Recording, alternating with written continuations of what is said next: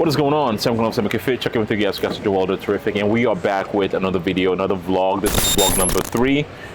This is going to be a training video again, leg day. So the last video that I dropped is talking about quads focus day. So now we are going to be focusing on hamstrings. We're still going to do some quads, but we're all going to be focused on hamstrings. And my quads is pretty toast from the last leg workout that I did, which is 2 days ago. And we did a 5-mile run yesterday too. So we're going to try our best to make it through this hamstring workout. We are currently 2 weeks and a few days out from stepping on stage at WNBF Worlds. But yeah, I just want take you guys along. Another leg day for you guys in the books. Training vlog number 3. Last leg day I started with hamstrings. I'm still going to be starting with hamstrings. The reason why I'm doing a different one this time is somebody was using this, so I just swapped my standing leg curls for my seated leg curl. So we're doing seated leg curl first instead of normally I would do standing leg curl. On this one, again, same strategy, lengthen partials at the end of the movement, and yeah, disgusting, I know. It'd be like that all the time.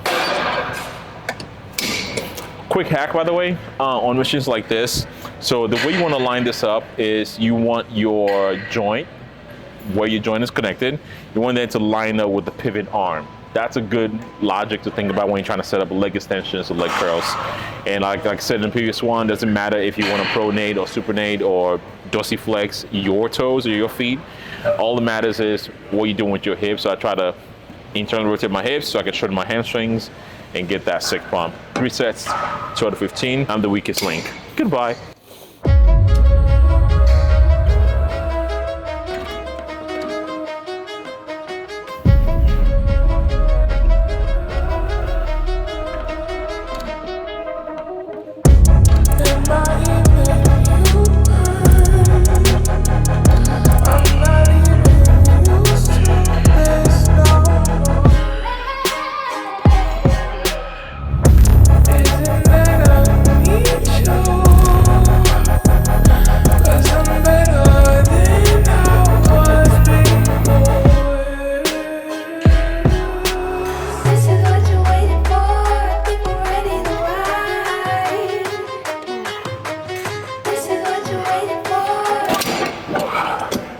Few signs that you're doing the hamstring the right way. You should feel like you want to shit on yourself. Like your hamstring should be like shitting up your, you know what. The young bulls I'm training with.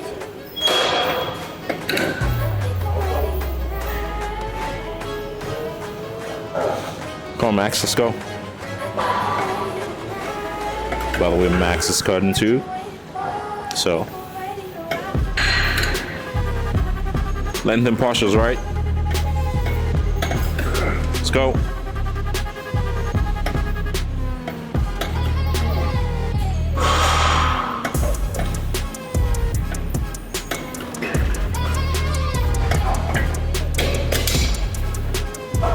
The previous set that you guys just saw that homie just hit, and which reminds me of a key point I want to make.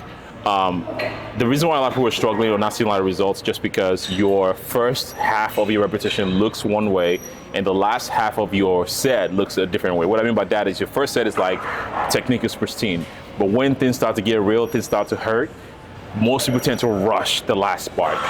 But that is not the hardest part of that movement. That's when you want to milk it. That's when you want to savor that. That's when you keep your technique. You want to make sure your first rep looks almost like your last 2 reps. That is how you're not leaving gains on the table. You actually maximize muscle growth. So that's what I try to think about. I try to make sure my 90% of my set look about the same.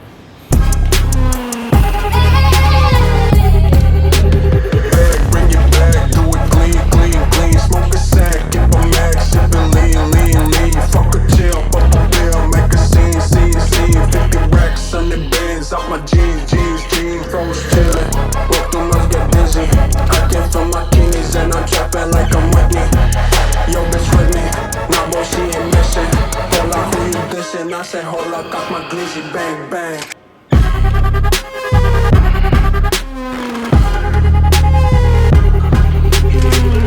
I said, hold up, got my glizzy, bang, bang.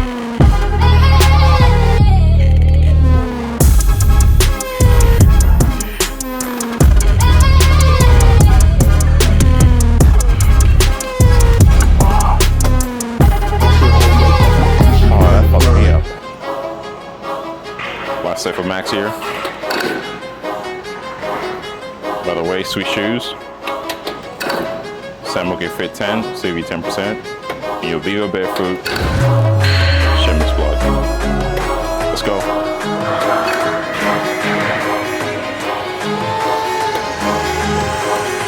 Let's go, Max.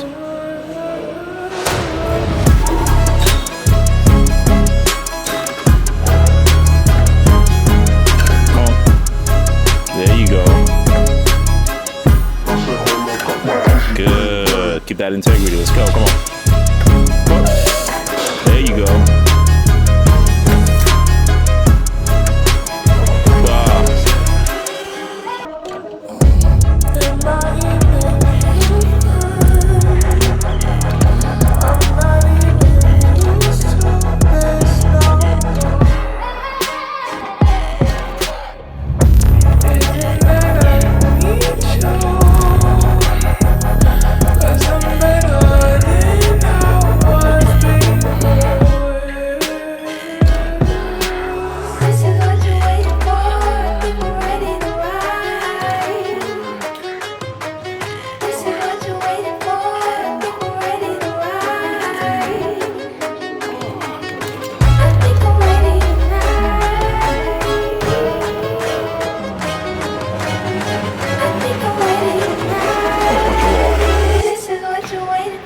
My friend is Kyle. Massive Kyle. Yeah, Omi's a unit. Next movement is gonna be glutes, hip thrust. I love this machine. Again, I think I spoke about this before, and one of the things, one of the videos I posted maybe a few years back was just talking about one of the biggest investment I think you should make. I think it was like a New Year's kind of video that I made. And I was talking about one of the biggest investment that's gonna yield immediate dividend for you is investing in a gym that caters to what your needs are. I know a lot of people, a lot of clients don't have access to the gym, rather work from home, due to a lot of reasons, I get that. But if you can, invest in a gym that supports, the goals that you have for yourself, trying to build the baddest, the biggest physique out there. Invest in a gym that does that. And the reason I'm bringing that up is the gym that I go to here in Fit City in St. Louis has all the equipment that I need and then some to be able to put myself in a position to build my best physique, compared to going to like a gym that might be, I don't know, CrossFit focused or or commercially just don't have all the equipment. That might be difficult. Not saying it cannot be done, but if you should find a gym that caters to all your needs. So I love this machine, Atlantis. Again, the reason why this movement is also awesome is because there's a carryover between obviously building glutes into more of having a strong glutes and carry over into my hybrid style. Maybe not so obvious, a lot of deficiencies a lot of people have when it comes to crossing over to the hybrid style is, finding out the glutes a lot weaker than what they thought, when they usually think, the glutes a lot weaker than they thought. So, glute machine, give the hamstrings a little bit of a break here before we jump into the next movement. Pro tip, anytime you're doing a hip thrust, you wanna keep your chin down, keep your spine in neutral position.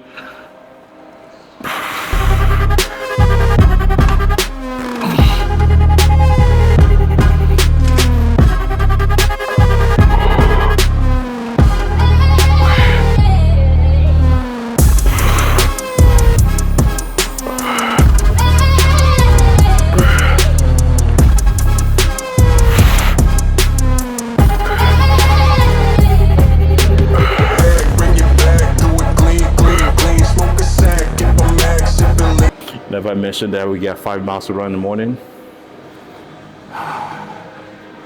good times. The next movement is going to be RDLs, and the reason why I like putting RDLs at the back end of a shortening position, it's funny because one of my clients asked me a question yesterday. The programmer that put it together was asking me the order of exercise, is it important? In certain cases it is, so I understand if you're in the gym, like certain equipment has just been taken, of course you can skip that, but ideally speaking, in certain situations, the order is very important. The order is very important for reasons like you want to do hamstrings. first before quad diving in the day, like I explained in previous videos. And that's just allowing you to obviously give your hamstring the full attention before you jump into quad movement, as opposed to if you flip that upside down and you do quad first and then you do hamstrings movement, you're most likely not going to have enough energy to give that hamstring your full potential. So you want to take the smallest muscle group that you're going to be training. You want to do that first, because it's not going to drain you of your energy before you attack your main movement.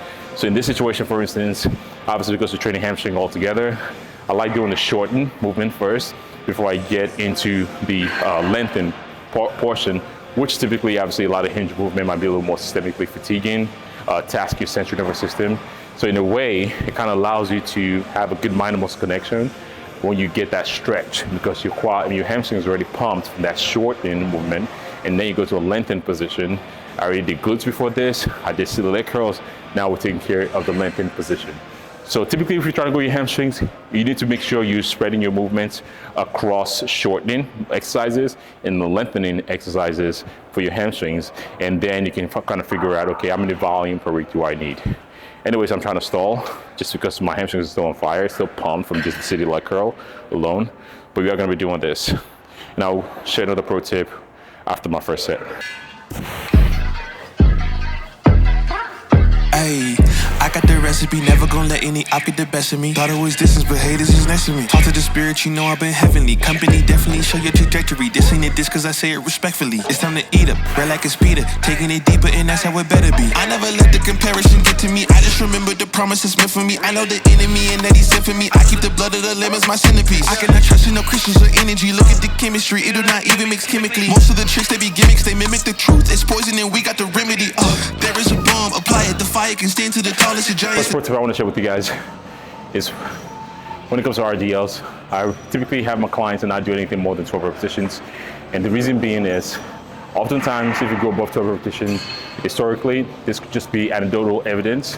Historically, you probably see a lot of people leading themselves into very injurious position, trying to muster up enough repetitions because you're trying to chase after this rep.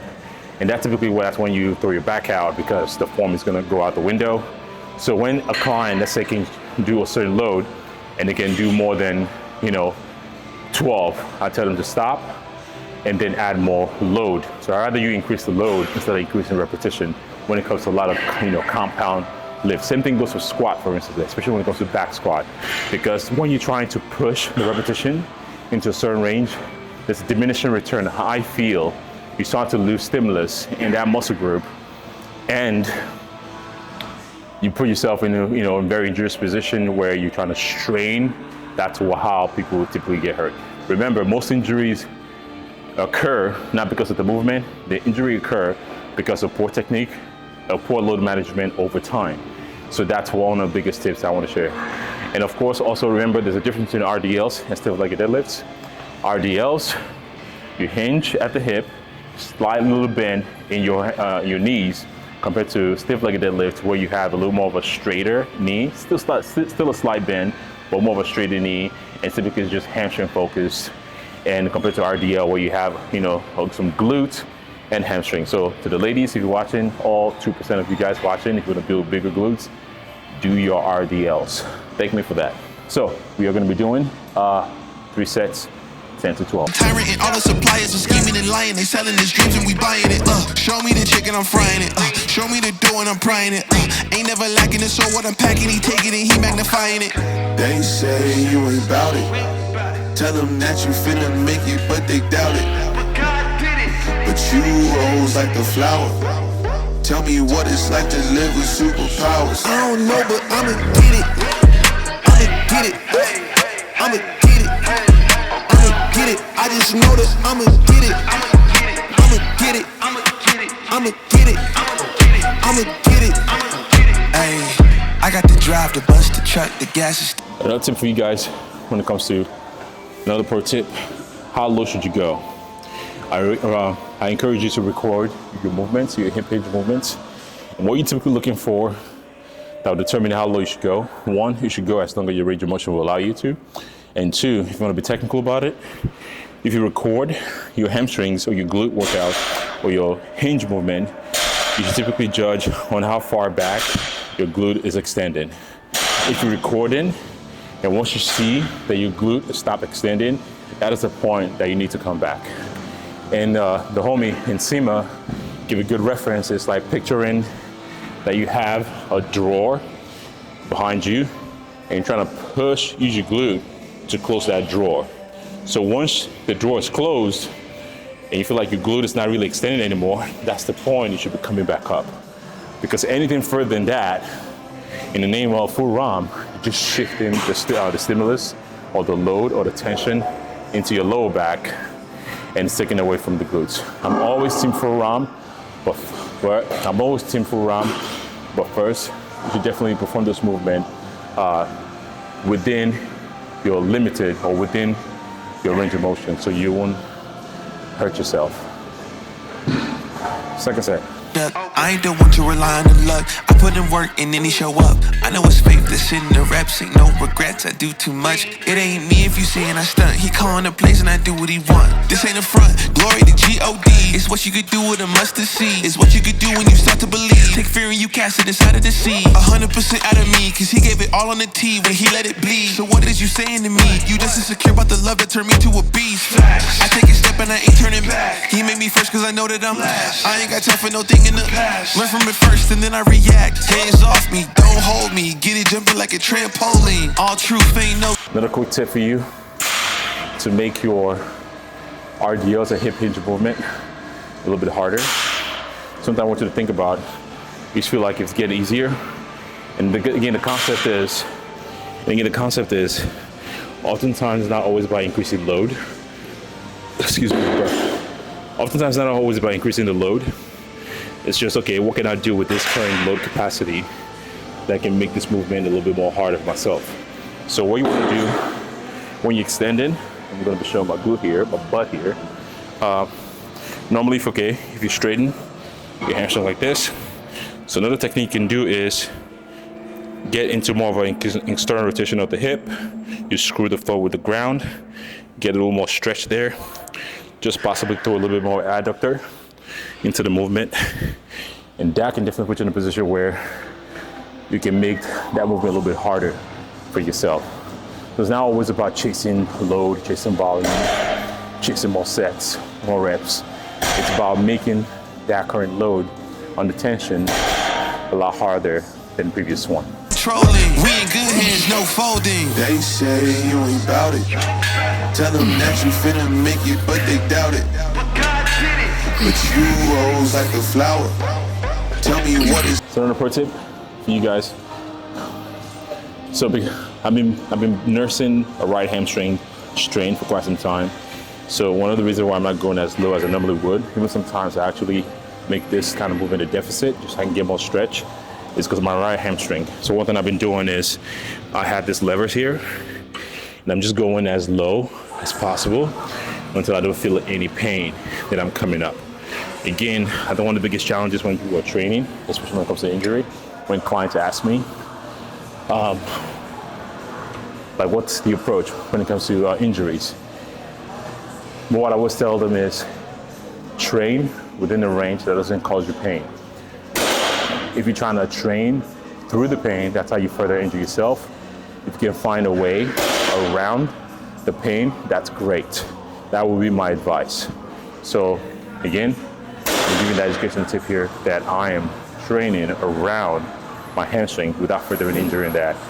I just want to train to the point where it doesn't cause me any pain, while I'm still rehabbing when I'm not in the gym, of course, to the point where, okay, I can definitely get to the point where it doesn't cause me any pain to get more further.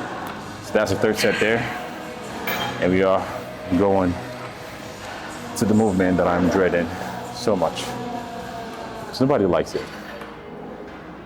Bulgarian split squat with a little bit of twist. The next movement is going to be a Bulgarian split squat with a slam board. Shout out to the slam board guy for sending this to me. I just leave it at the gym that I train at because I don't want to be the only person benefiting from it. So I just want to share the wealth. And yeah, we are going to be doing Bulgarian split squats, 3 sets, 10 to 12. And with the same rationale too, with hip hinge movement, I like to keep this on the 12 repetitions. Yeah, this is going to suck. It's going to hurt real good.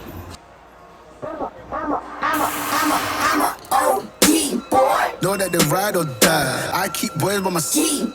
Know that they ride or die. I keep boys by my side. Day we hustle, but the night we know that they ride or die. I'm a OG boy. Know that they ride or die. I keep boys by my side. Know that they ride or die. I keep boys by my side. Day we hustle, but the night we boys by my side. Know that they ride or die. My name came up a lot of sounds. More when I was not around. Certain people that I know, they ain't no longer about. My name came up a lot of sounds. More when I was not around. Certain people that I know, they ain't no longer about. My name came up a lot of sounds. More when I was not around. Certain people that I know, they ain't no longer about. My name came up a lot of. Why the slam board? Why just not do a regular Bulgarian split squat? A slam board, obviously, the higher your heels, the more possibility of dorsiflexion, meaning your knees traveling over your toes. And the more dorsiflexion or knee flexion that you have, the more quad stimulus you can generate. And if you know the difference between a lot of positioning of your torso when it comes to Bulgarian split squat, more upright, typically, the more upright you are in a split squat position, the more quad dominant you are. Obviously, the more upright that you are, the more you need your knees to travel over your toe. If you don't have access to a slam board, lifters are great. Of course, I'm wearing the Vivos right here, super flat, and I have a decent amount of dorsiflexion, of course. Or if you don't have any, you can just put a plate in front of you. Could be a 25-pound plate, or start with a small 5-pound plate and work your way up to get more knee flexion out of the movement. So, we got 2 more sets. More when I was not around. Certain people that I know, they ain't no longer about. I'm a OG boy. Know that they ride or die. I keep boys by my side. Know that they ride or die. I keep boys by my side. OG boy. Day we hustle, but the night we OG boy. Know that they ride or die. I'm a OG boy. Know that they ride or die. I keep boys by my side. Know that they ride or die. I keep boys by my side. Day we hustle, but OG boy. Know that they ride or die. Cold, these brothers my guys. Know that they fly. Question that I typically get a lot of times also is like, how long should your rest period be? And what I typically tell them is, rest as long as you need, especially on leg days. I don't like, there's a lot of people out there that literally have a stopwatch and stop timing how long the rest period is. No, rest as much as you need to make sure your lack of recovery from a cardiovascular standpoint is not going to be the limiting factor in your performance. So, yes, do not take your powerlifting rest in between sets, 5 minutes, 10 minutes, no. But we'll rest enough to just make sure you're ready. I'm still kind of just elevated, of course, because it's Bulgarian split squat, aka cardio sometimes. But don't overstress rest period in between sets. They fly, know that they ride or die. Cold, these brothers my guys, know that they fly. Know that they fly, know that they ride or die. CJ Ike, they ain't no longer about.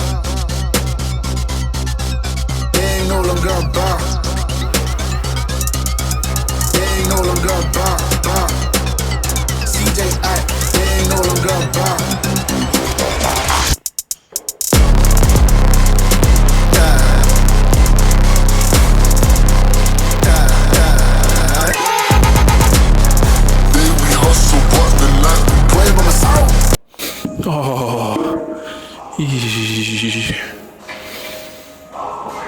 And the thought that's keep raging in my head is still gotta do 5 miles in the morning.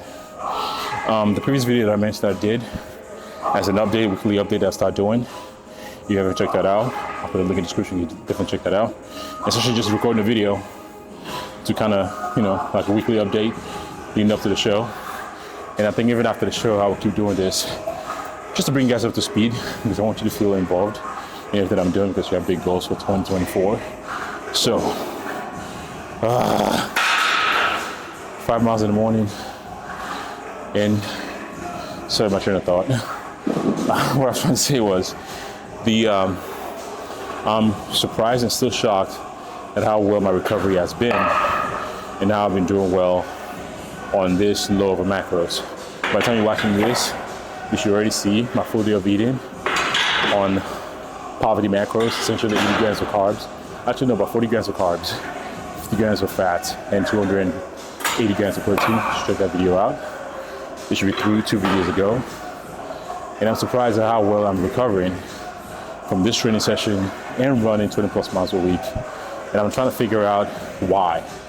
And the only thing I can come up with is because my rate of loss that I need to lose in the last 5 weeks, it's not like I'm trying to lose 30 pounds, right? And too, from a psychological standpoint too, I'm checked in. I already know this shit is gonna be hard. And once you check in oftentimes when things get tough, and you know it's gonna be hard, that kind of takes away from the shock and awe of things really being hard. So I know it's gonna be hard and it's gonna be difficult. So I'm like, when things are definitely challenging, I'm not surprised. I'm not gonna complain about it. Just, as we say in the military, shoot, communicate, and move. You move on. But yeah, that is a like day for you guys. We hope you enjoyed the video.